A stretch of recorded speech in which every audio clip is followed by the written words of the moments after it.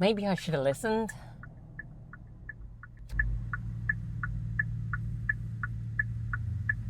Back in 2019, when I bought my Niro EV, literally all the comments I got were, you shouldn't buy a Kia.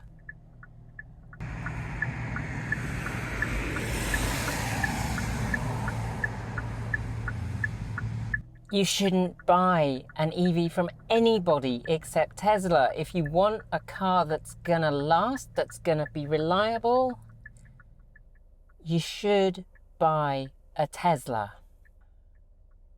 And as my car got nearer to 60,000 miles, like it has a 100,000 mile drivetrain warranty, but as it got closer to 60,000 miles, and as it finally became ours, as we paid off the loan on it, I did start to get these slight worries, like, what will happen? At 5 years old, will my car be scrap?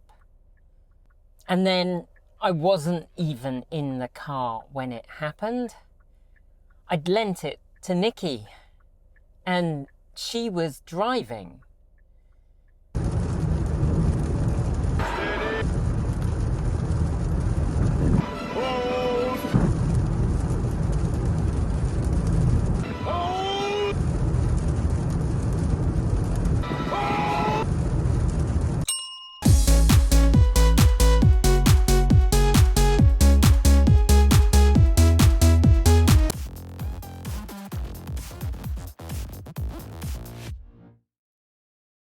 All right, so yeah, it's 60,000 miles, 60,703 actually, right as I'm driving.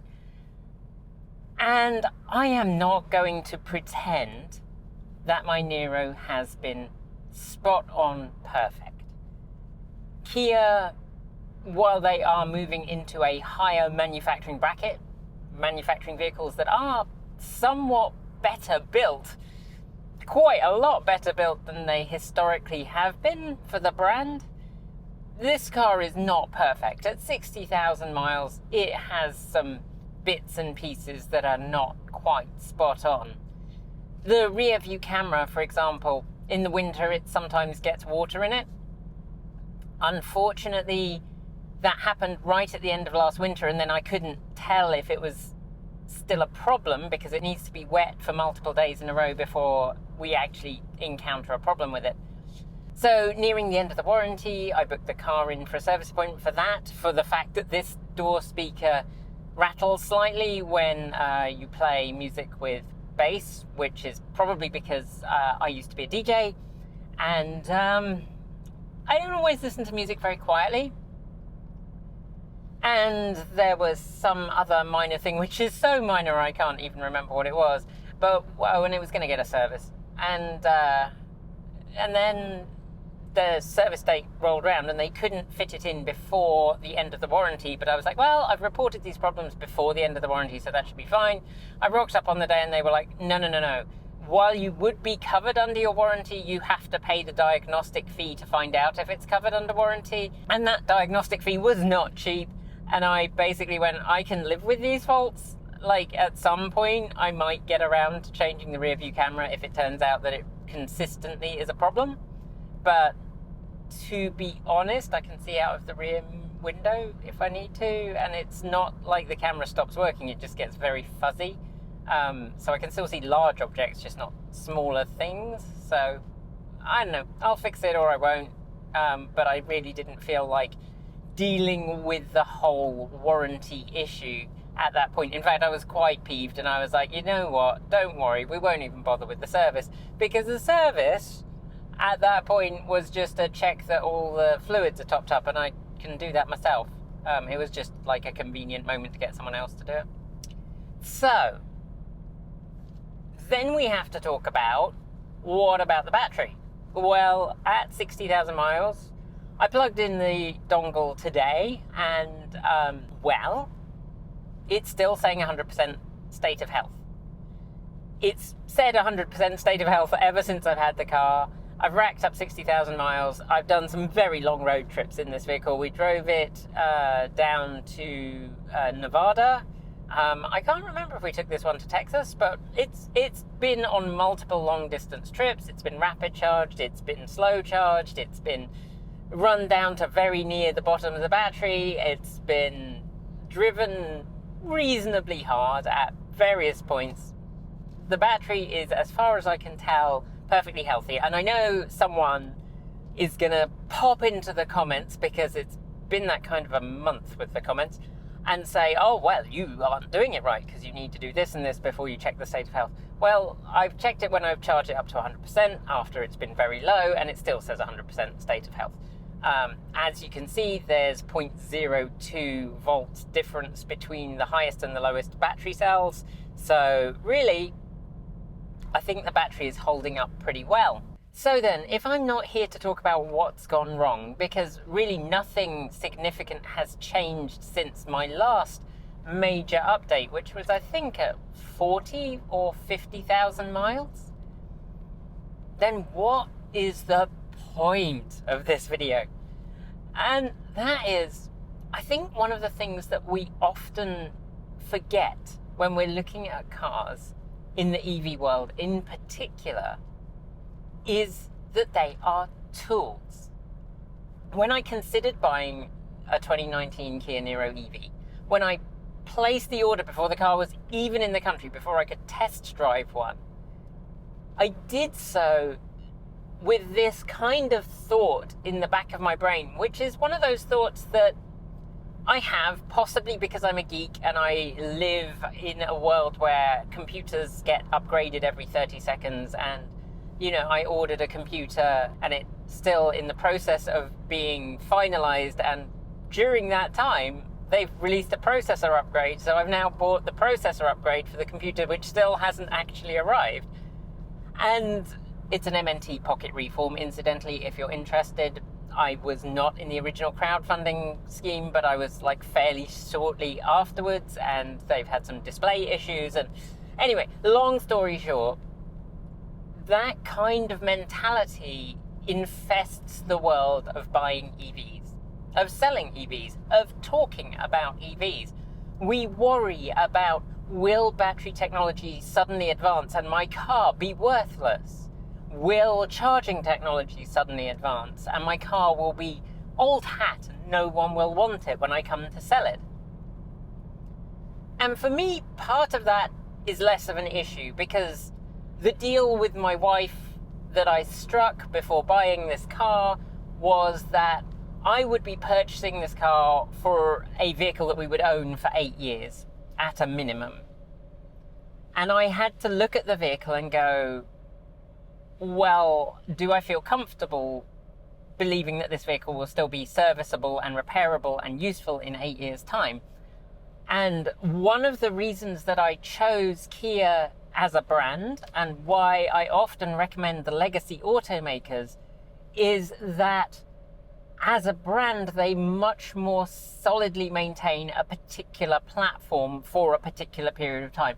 Tesla are much more of a technology company, and their vehicles have multiple small iterations through each production run. And that's not necessarily a bad thing. It allows Tesla to enhance their vehicles much more quickly. It allows them to integrate new technology faster.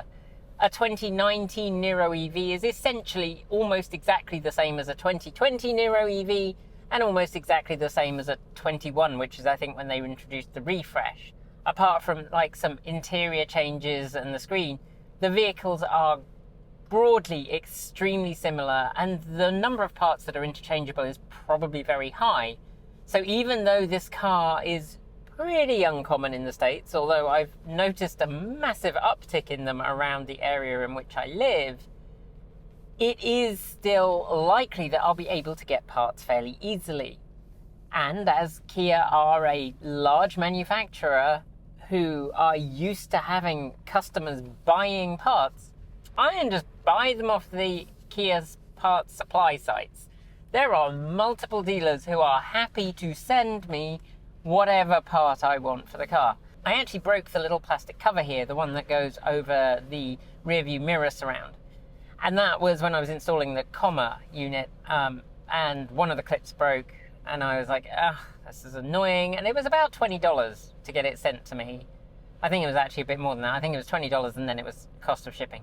But that was easy. I just literally looked up the part number and ordered it, and it arrived. And it's very simple. Like, Kia don't really care as long as you are buying the part. And so that factored into my decision. The other thing that factored into my decision is a personal discomfort with the CEO of Tesla's stated social goals. And the other thing that factored in was that at the time I needed a car that could tow, that could haul stuff for building a house, because I was building a house, and the Niro fit that very well. Like a hatchback, almost estate, it really is an estate if you ask me, is much more of a practical vehicle than the only option available from Tesla at the time, which was the Model 3. So all those things bundled together went with this car. And 5 years in, when we got our registration certificate with just our names on it and no, owned by Kia Motors Finance, it was a good day, because I still really like this vehicle. Yes, if I had my druthers, I would have it charge a bit quicker. 77 kilowatts on a good day with a following wind, so long as it's warm. That's not great in modern terms. 45 minutes from 0 to 80%. Really not great in modern terms. But it's also not terrible in modern terms. When we drive places taking the Ford F-150 Lightning, and we take this car as well, I don't find that we're having to wait a long time for this vehicle, because the Ford F-150 Lightning is a large truck and uses almost, but not quite, twice the amount of power and charges about twice as fast. So it takes about as long to fill the Ford F-150 Lightning as it does to fill this car. Now, this car does have a little bit less range. Actually, it has noticeably less range in the winter than the F-150 Lightning extended range. But when we've done these long road trips, it hasn't been a huge issue. And that is one of the things that I think is important to understand. When you buy a car, you're buying a vehicle, and some people are buying a vehicle that they want to be a status symbol. Some people are buying a vehicle that needs to fill a particular role. Some people are purely buying a vehicle because they really want that particular vehicle. Now, for me, that decision came down to those three things. Can it carry me and my wife happily and, maybe another passenger?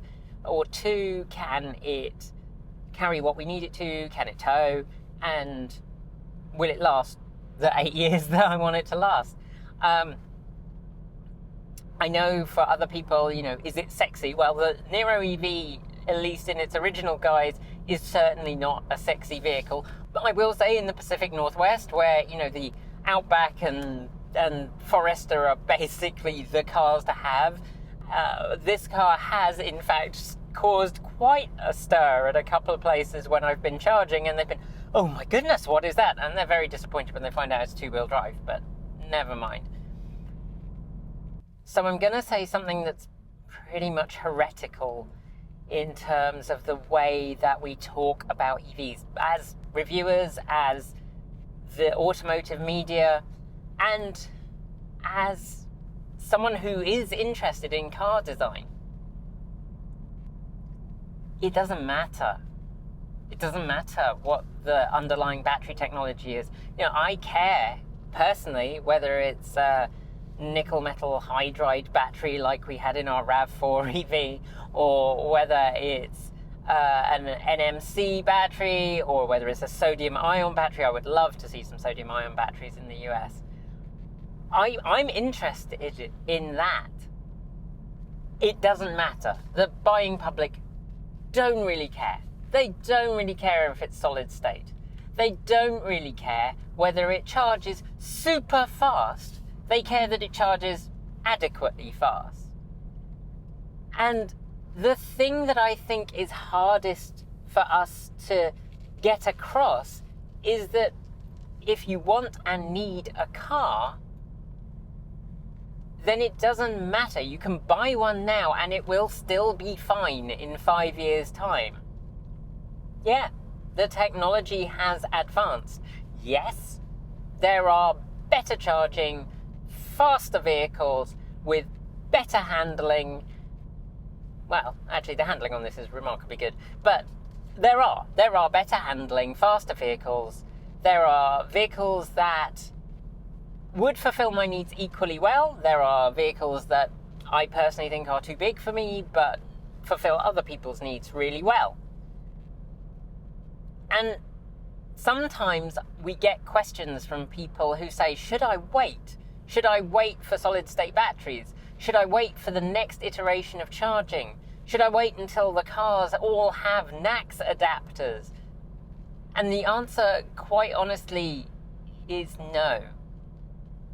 Just buy what you need and use it. And ideally, use public transit. Ideally, get out and make sure your city has good cycle infrastructure so you can bike places. Ideally, walk when you can. But should you wait for the newest, hottest, sexiest car to come off the production line? Nah. Just buy the one that fits your life's needs. This isn't a status symbol. This isn't the thing that makes you the sexiest person on the street. That's all in here. This is the thing that makes you get from A to B, and if it's built well enough and designed well enough and you can use it for what you need, don't wait, just get on with it. And I'm gonna let you in on a little secret, because I drive a lot of cars. Sometimes I drive really nice high-end cars. The Porsche Taycan Cross Turismo just sticks in my head as a wonderful experience. Sometimes I drive cars that make me angry and upset and annoyed because they're just not as good as they should be. And you all know which ones they've been. And sometimes I drive cars that are fine, that are the modern equivalent to my 5-year-old car. But every single time I drop the car off back at Transport Evolved headquarters and I step into my own car and sit down and start driving home, I'm like, still a good choice.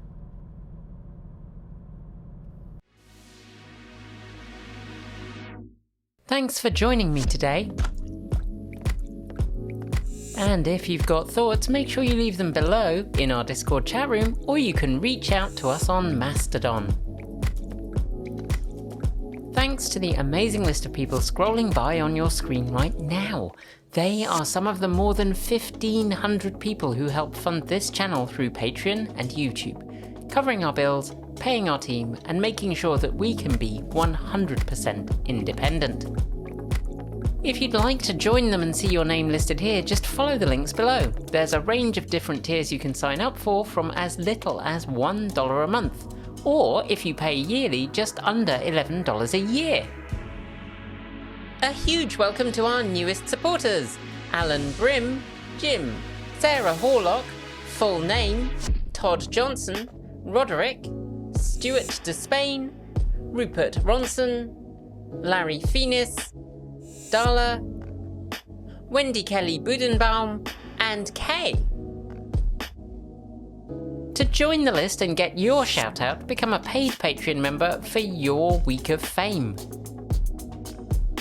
If you'd like to support us with a one-off donation, you'll find links below to make Ko-fi and Bitcoin donations, and we even have an old-fashioned PO box you can reach us at. Address is also down below. And if you're in need of some swag, you'll find our swag store in the down below too. We've got some great content coming up, so make sure you've subscribed on PeerTube or YouTube, and we'll see you soon. We make new videos every Monday, Wednesday, Friday, Saturday, and Sunday. If you want more, the mighty algorithm thinks you'll like this video, but we think this one is also well worth a look. See you soon, and as always, keep evolving!